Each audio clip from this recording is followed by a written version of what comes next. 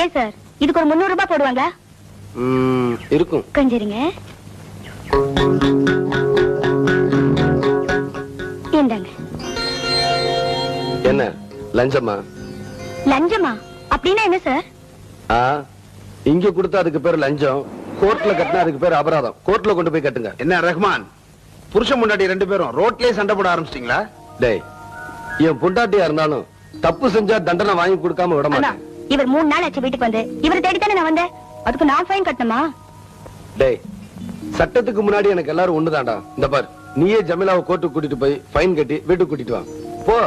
சட்டத்தை நீ பெருசாதான் மதிக்கிற, நான் இல்லன்னு சொல்லல. கள்ளக்கடத்தல் கேஸ்ல புரோக்கர் பூதலிங்கத்தை நீ அரெஸ்ட் பண்ண, உனக்கு மேல இருக்கிற இன்னொரு அதிகாரி அவனை விடுதலை பண்ணிட்டான். இப்ப என்ன பண்ண போற? பூதலிங்கத்தை விடுதலை பண்ணிட்டாங்களா? விடுதலை பண்ண சொன்னேன், அது மேலிடத்து உத்தரவு. சார், அந்த கடத்தல் கும்பல கையும் மையுமா நானே பிடிச்சேன். யார அரெஸ்ட் பண்றதுன்னு ஒரு வரமுறை வேண்டாமா? ஏதோ ஏன்னு கேட்க யாரும் இல்லாத